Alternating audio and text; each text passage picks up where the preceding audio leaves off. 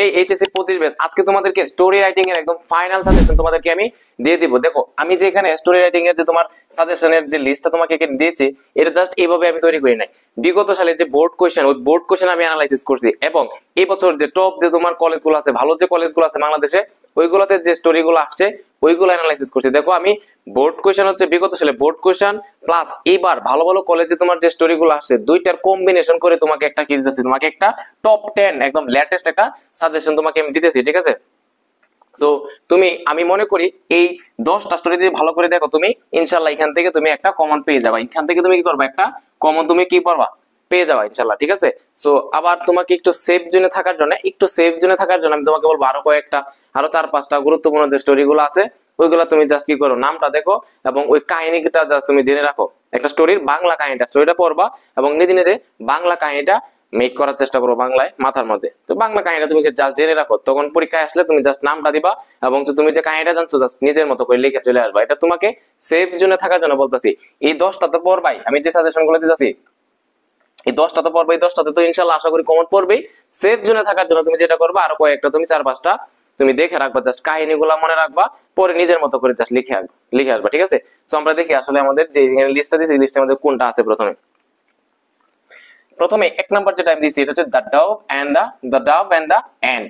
যে ঘুঘু এবং পিঁপড়ার যে তোমার যে একটা স্টোরি আছে না, ঘুঘু এবং পিঁপড়ার যে কাহিনীটা, একদিন একটা পিঁপড়া পানিতে পড়ে যায়, তারপর যে ঘুঘু গাছ থেকে একটা পাতা ফেলে পানিতে, তারপর যে পিঁপড়া ওই পাতার উপর উঠে সে হচ্ছে কিনারায় আসে, তাই না?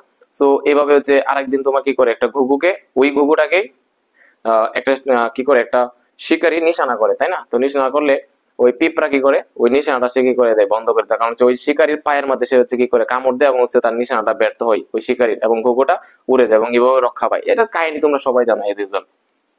এরপরে দেখো 2 নাম্বারটা, থ্রাস্টি ক্রো, একটা কি, একটা তৃষ্ণার্ত কাক। এই কাহিনীটা তো সবাই জানো, একটা কাক একদিন কি ছিল, তৃষ্ণার্ত ছিল, সে এখানে সেখানে পানির খোঁজ সন্ধান করতেছিল, ফাইনালি সে কি পারলো, একটা জার পেলো।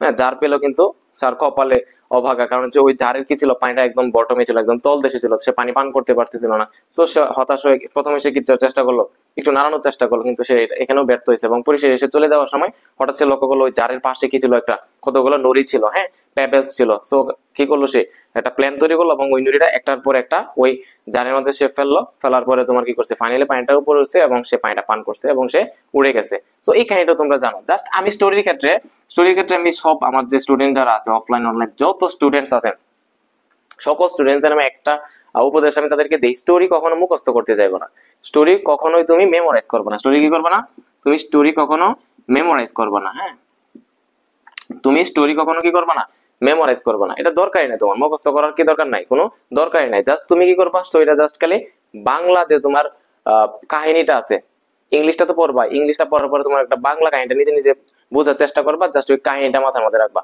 ঠিক আছে? পরে তোমার নিজের মতো ফ্রি হ্যান্ড রাইটিং তুমি সেন্টেন্স গুলো মেক করলা। পেজের মধ্যে তোমার যে ছিল, বইয়ের মধ্যে কমপ্লেক্স সেন্টেন্স একটা সেন্টেন্স দিছে, কিন্তু তুমি এই অর্থটা জানো, তখন তুমি এটা সিম্পল দিয়ে করো, কিংবা চাইলে কম্পাউন্ড দিয়ে করো, কোনো বিষয়ই না, জাস্ট কাহিনীটা মনে রাখবা, ঠিক আছে? তো আর কি বললাম যে মেমোরাইজ কখনোই করার দরকার নাই, একদম টুটস্থ প্রথম লাইন থেকে শুরু করে শেষ লাইন পর্যন্ত যেভাবে আছে বইয়ের মধ্যে মুখস্থ করার দরকার নাই। জাস্ট তুমি কি করো, জাস্ট কাহিনীটা জানো, আর নামটা, স্টোরির নামটা মনে রাখবা। কারণ হচ্ছে তোমার যে স্টোরিটা দেয়, যে কোনো স্টোরির প্রথমে কি থাকে, 2-3 লাইন দেয়া থাকে, এরপরে উপরে কি করতে হয়, তোমার প্রথম কাজটা কি করতে হয়, ওই লাইনটা দেখে তোমাকে বুঝতে হয় যে এটা কোন স্টোরি, এবং সেটার ভিত্তিতে উপরে কি করতে হয়, একটা নেম দিতে হয়, তাই না? তো স্টোরির নেমটা দিলে আমি মনে করি তুমি এখানে 2 মার্কস পাওয়া যাবে, 15 মার্কসের মধ্যে 2 নাম্বার পাওয়া যাবে, জাস্ট খালি স্টোরির নামটা তুমি দিতে পারো, ঠিক আছে? সো নামটা হচ্ছে খুবই গুরুত্বপূর্ণ কিন্তু স্টোরির ক্ষেত্রে। এরপরে দেখো আমি 3 নাম্বার যেটা বলতেছি, নোবডি বিলিভস এ লায়ার।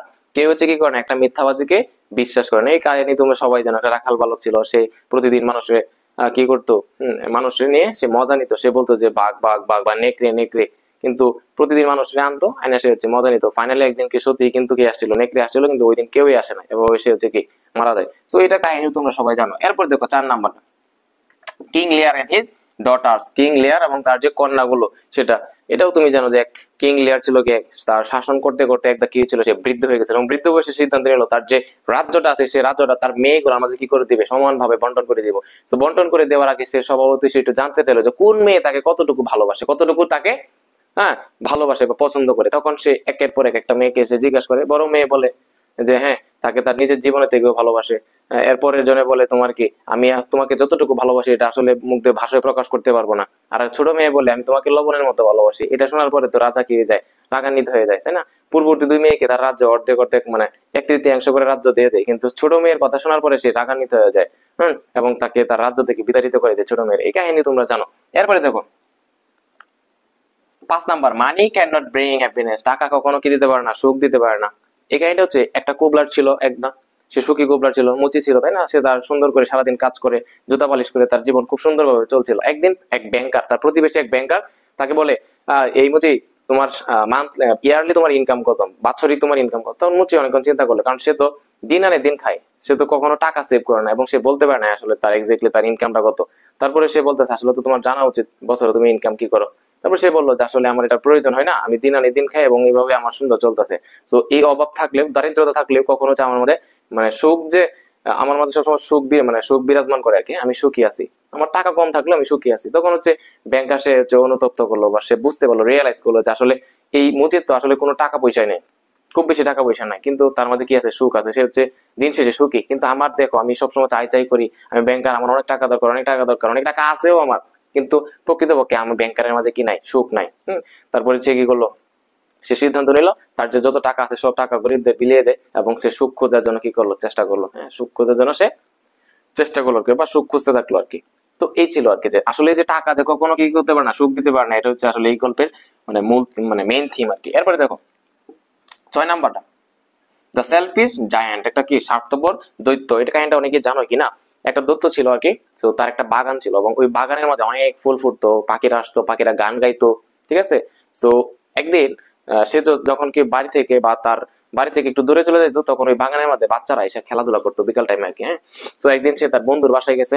বন্ধুর বাসা থেকে কিছুদিন পরে আসার পরে দেখলো যে সে দেখতে পারলো তার যে বাগান, এই বাগানের মধ্যে ছেলে মেয়েরা কি করে খেলাধুলা করে বিকেল বেলা। সো এটাতে সে রাগান্বিত হয়েছে যে আমার এত সুন্দর একটা বাগান, হ্যাঁ, এই বাগানের মধ্যে কেন বাচ্চারা খেলাধুলা করবে। তখন কি করলো, তখন সে তার যে বাগানের মধ্যে যে বাচ্চাগুলো খেলাধুলা করতো তাদেরকে তাড়ায় দিছে এবং তার বাগানের চারপাশে কি করলো, দেয়াল তৈরি করলো।